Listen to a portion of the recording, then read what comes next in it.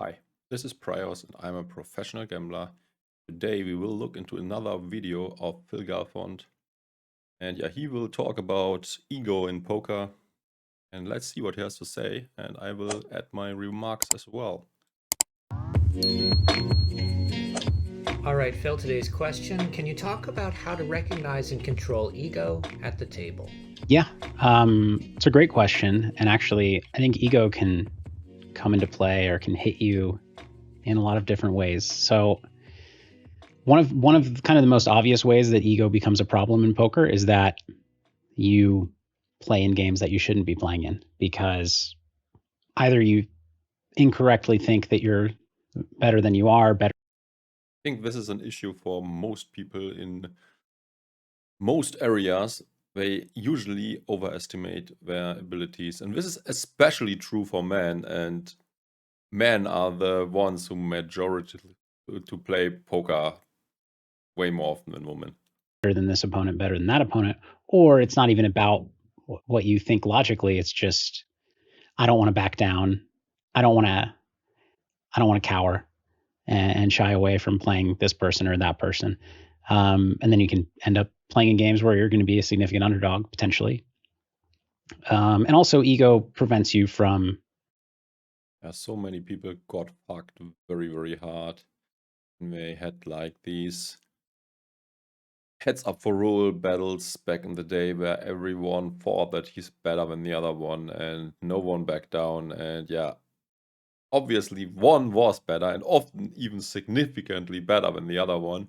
But because there's also huge variance involved in poker, people might attribute all the losses to variance and continue playing. And yeah, that's obviously very, very bad. And yeah, I never fell into the trap. I stopped playing against people who I thought were terrible just because my results were bad. Because obviously I could be wrong. And if I'm wrong, I don't want to risk insane amounts. I just stop at a certain point. I mean, depending on how bad I think the guy is, this might be 10 buy-ins, 20 buy-ins, 30 buy-ins. I mean, there was one case where I was not quitting. I was down 50 buy-ins against the guy, but he was so obviously bad and made so many mistakes.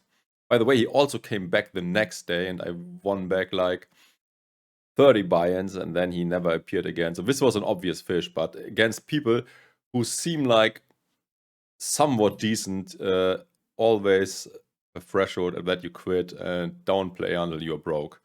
Kind of figuring that out. If you're playing in a game, having bad results, and you just don't even question whether or not you're capable of beating that game. There's a fine line because you don't want to be doubting yourself every time that you run bad because there's variance, obviously in poker, but you need to always be. I think Durr or Tom Dwan is one of the prime examples of a guy with way too much ego, and he won like a huge amount. Maybe, I mean, hard to say how much it was exactly. Probably 10, 20 millions or something in online poker when he made the Dirt Challenge and also played way too many people who were a lot better than him. And yeah, this was also, I mean, he used to be very good, but then poker theory evolved and he just didn't improve. And the people who improved a lot saw all these leaks and played him. And he also made other mistakes like playing 501k at full tilt, 10 tables at the same time versus like 4 different opponents. And he obviously got destroyed. I think he, to Isildur alone, he lost like 6 million or something, not backing down. And this is obviously very bad. And yeah, should not happen to a so-called professional. If not consciously and kind of top of mind, asking yourself the question of where you stand. It needs to be in the back of your mind at all times, I think, at least for me. So yeah, the first and most obvious way that ego can come into play is bad game selection and kind of never realizing that you're playing in games you shouldn't. And the second is very similar, which is not understanding that you need to study, that you could benefit from studying, that you could benefit from asking a friend or asking a coach or somebody else about or talking to a solver. Or, I mean, get a solver and get things solved and see what you're doing wrong and what you're doing well. The way that you play, your strategies, things like that. So I think ego comes into play in those two ways. Some of the more, or at least one of the more, I think a very important concept, comes from stock markets, is the so-called margin of safety. And yeah, this basically means don't play against people where you are unsure. I mean, when you think, okay, I got a small edge against this guy, there's basically no reason to play him because you will not make that much anyways. And if you are wrong and he actually is ahead, or maybe even way more ahead than you think that he ever could be, then you would be not good off as well. So yeah, when there is little to gain, back off and don't play the guy.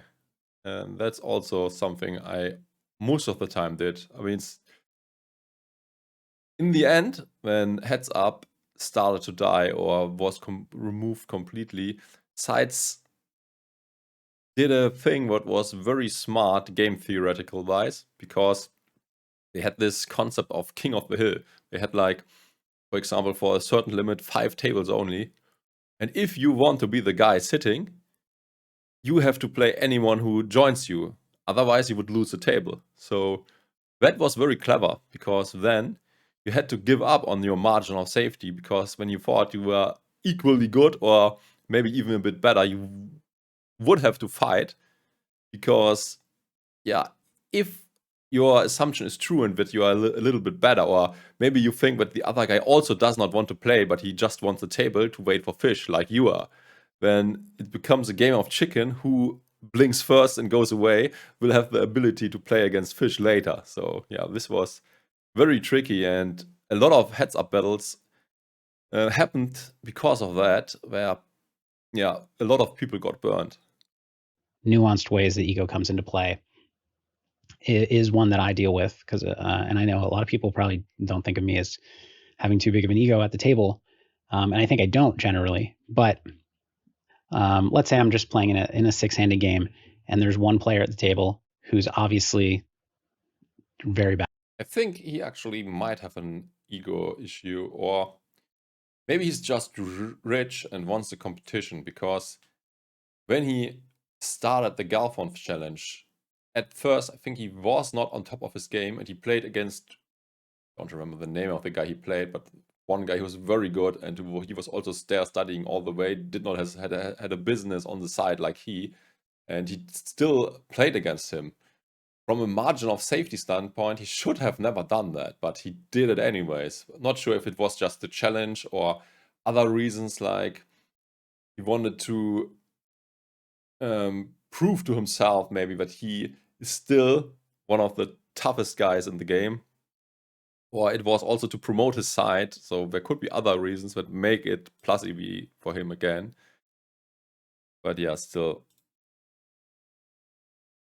don't want on subtitles. Okay, remove that. Bad. And this player is playing way too many hands, doesn't really know a lot about poker, is playing poorly on multiple streets, just throughout the hand. One thing that can sometimes happen is, you go out of your way to play hands with them, which is often correct. Not always, but often correct. But there's a sense of entitlement to beating them, or entitlement to winning the pot against them, that can lead you to, you're facing a flop bet and your hand's pretty awful, but you're like, well, against a good player, I wouldn't call this, but I can call, and you know what, he'll like make it obvious on the turn what he has, and then I can do something. You find yourself kind of chasing draws and calling with hands that shouldn't, or let's say that, this player is really bad, but the way I think the phenomenon he's describing happens most of the time when good friends play against each other, or other guys with whom you study and with whom you are good friends, or at least poker buddies, because you always think that he is now bluffing you because you are you and he knows so much about you, and the other guy thinks the same way, and then very sick spots happen where everyone tries to outlevel the other one, and yeah, hands happen that would never have been happened between other good players who don't have this leveling game going on. Yeah. That they're bad is that they don't bluff. Yeah, and it's obviously also that you want to beat your friend. So that's the competitive element becomes even bigger. And so, you see them putting in like a huge flop raise and think, well, I'll just call with middle pair backdoor flush draw because they're bad. They're going to make mistakes later.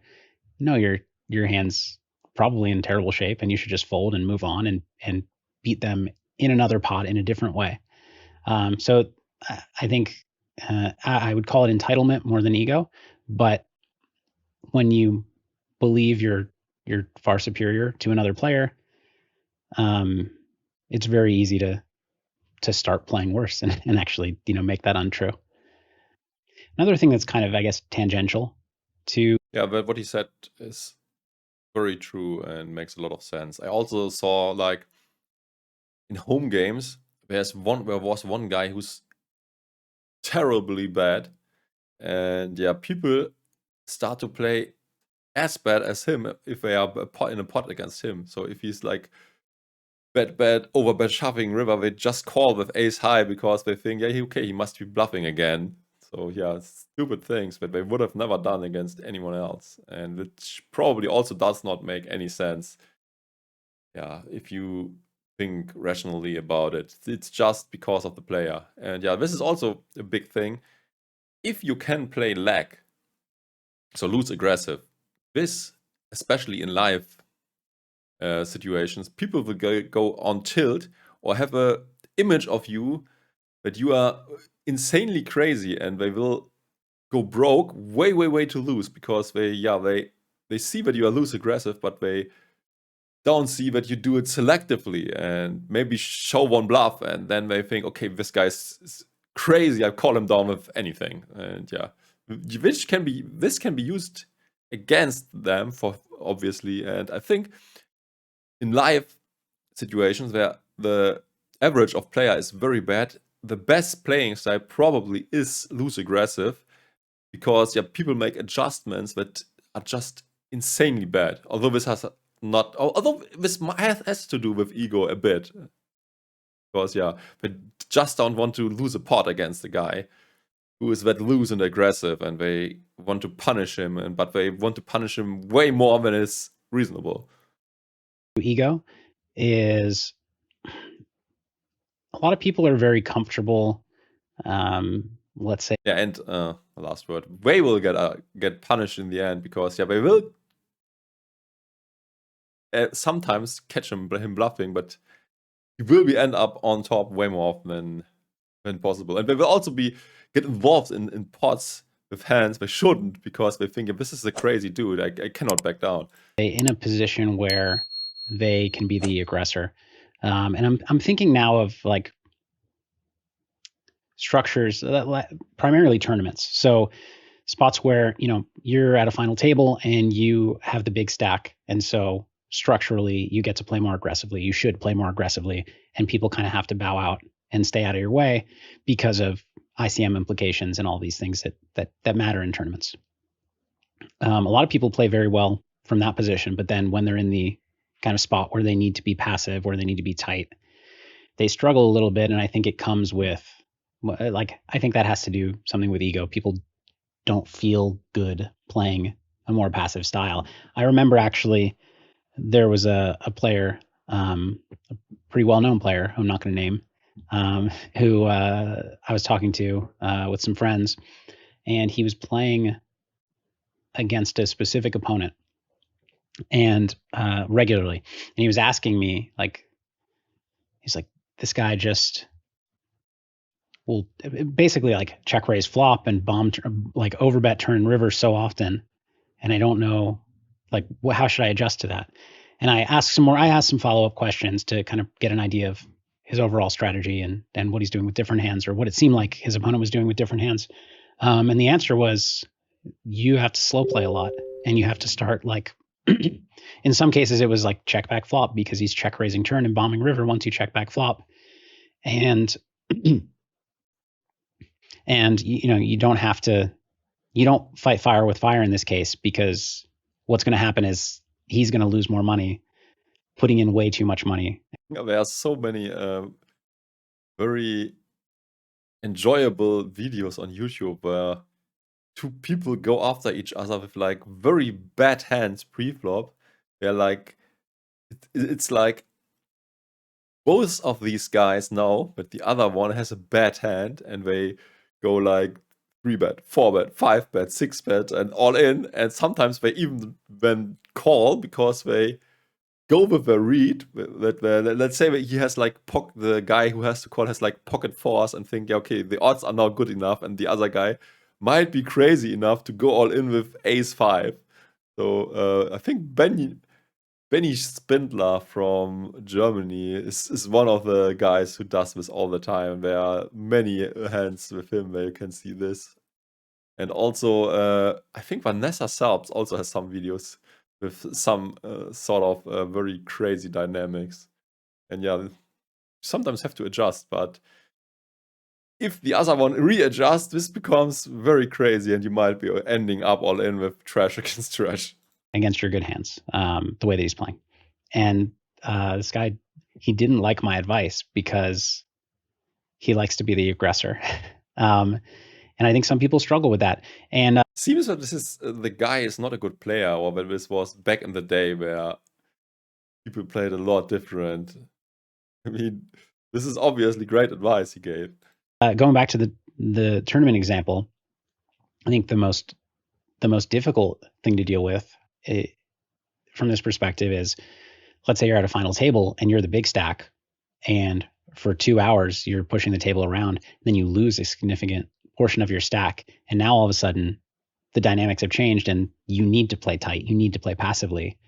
A lot of people really struggle with kind of it's a few things. It's ego, it's also loss of what you once had a moment ago, and regrets, or whatever the case may be. But in a tournament, you don't have time to like take an hour break and reset mentally. You have to play the next hand, and you have to completely shift your strategy sometimes because the stack sizes at the table have completely shifted, or another player's been eliminated and now the pay jumps are this or that. And so it's really important to be able to, well, detach from your ego, like in a spot where, okay, I was playing aggressively, I was doing everything I should have, maybe I made a mistake, maybe I didn't. Now what I should do. Yeah, I think it's very important to keep ego out of the equation. I mean, if you play poker and you do it professionally or semi-professionally, it's about the money. And yeah, ego has a place in there. You should do the things that earn you the most in the long run. And yeah, this often means backing down or stopping playing against people, even if you hate doing so, because it's just not plus EV, or you are wasting your time in a marginal spot and stuff where you could find way better games. I also am not a big fan of this play against very good players to improve.